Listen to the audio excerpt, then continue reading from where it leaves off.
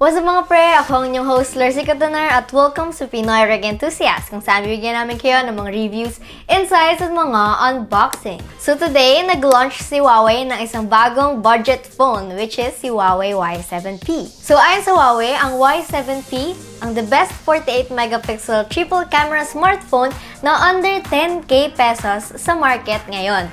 So samahan niyo ako, tingnan natin yan sa ating unboxing and review.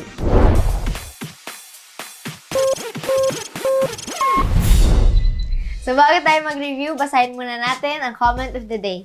So para nga ma-feature sa ating comment of the day segment, huwag niyo kalimutan mag-comment sa comment section ng video na ito para ma-feature kayo sa next episode. So ang napili kong comment ay ang kay Sundan Mo ang Bango Efficacent Oil. So ang sabi niya, paano po lagyan ng signature sa camera ng Nova 5T? Wala kasi sa akin.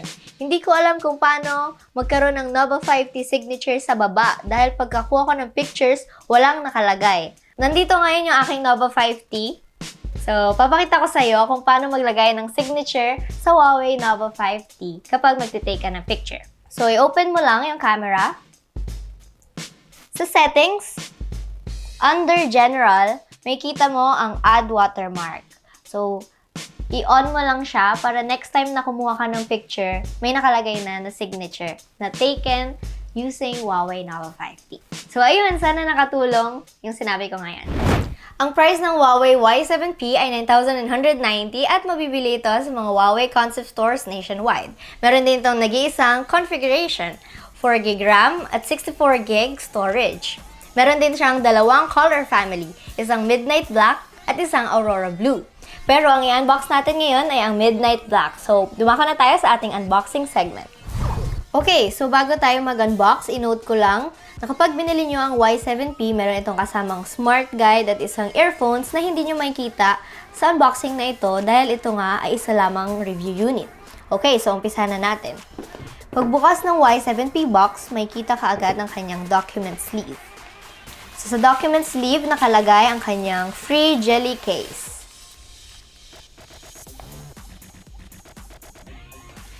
Sa ilalim ng kanyang document sleeve, makikita naman ang kanyang Y7p unit. Pero igilid muna natin at mamaya balikan natin ito. Sa ilalim ng unit, makikita naman ang SIM ejector.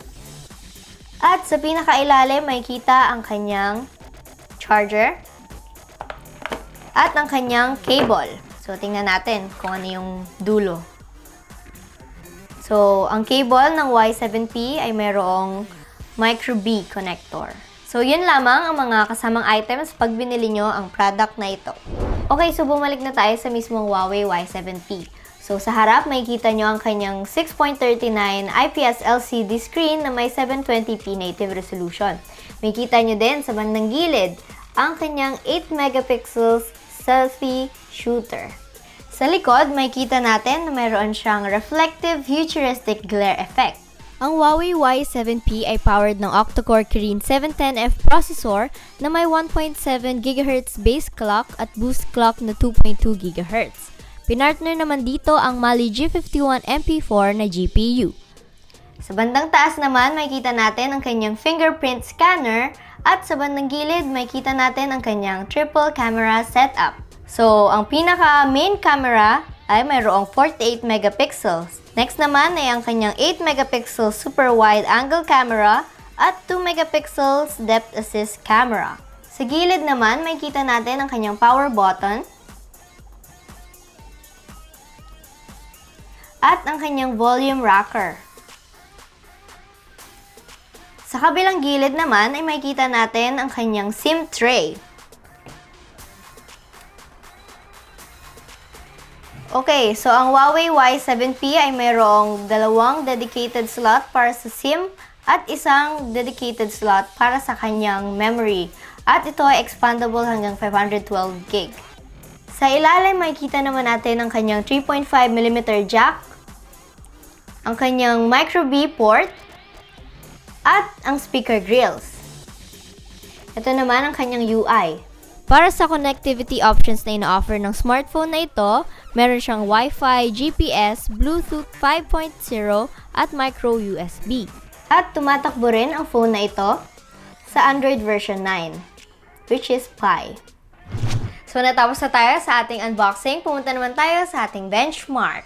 Para sa battery performance, nakakuha tayo ng 3 hours 54 minutes battery life sa kanyang 4,000 mAh battery. Ang kanyang charging time naman ay 1 hour 55 minutes. Sa temperature naman ng ating octa-core CPU, meron tayong 39 degrees Celsius sa idle at 78 degrees Celsius naman sa max load. May kita naman natin ang pinakamainit na part ng phone na ito ay sa bandang taas. Nakakuha tayo ng max temps na 41 degrees Celsius. Pagdating sa gaming, habang naka-on ang performance mode, smooth naman lahat ng games na tinest namin dito kahit naka-high settings. Para naman sa synthetic benchmarks natin, gamit ang 3D Mark, Geekbench at Antutu benchmark, nakakuha tayo ng decent scores. Ito naman ang ating sound test.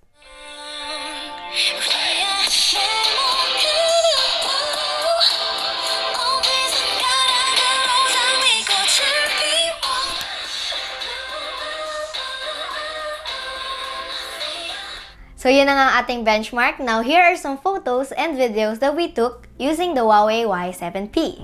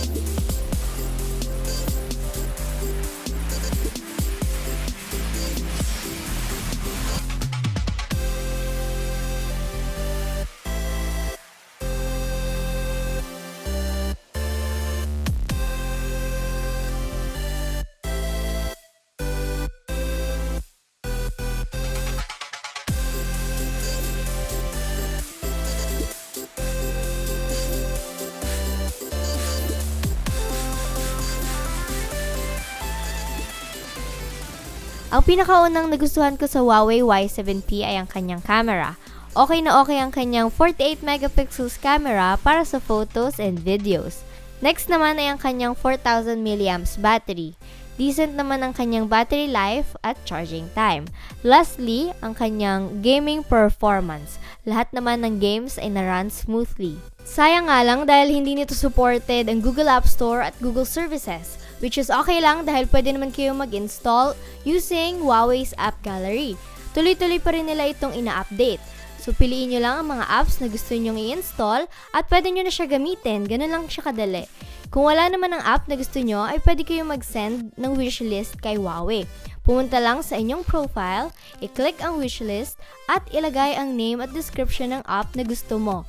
Pwede ka rin maglagay dito ng mga sample pictures. So far, okay naman ang Huawei Y7p. Although para sa price niya na 9,990 pesos, marami rin itong kalaban na ibang budget phones na may mas mababa pang price. Para sa mga pros and cons na nabanggit ko kanina, bibigyan natin ang Huawei Y7p ng Silver Award.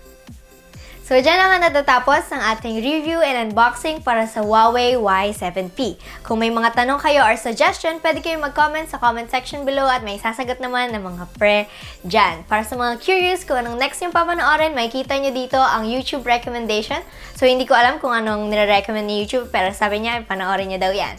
Para naman dito sa kabila, makikita nyo kung paano mag-upgrade ng SSD sa inyong laptop. So, kung gusto nyo yung malaman, panoorin nyo lang ang video na ito.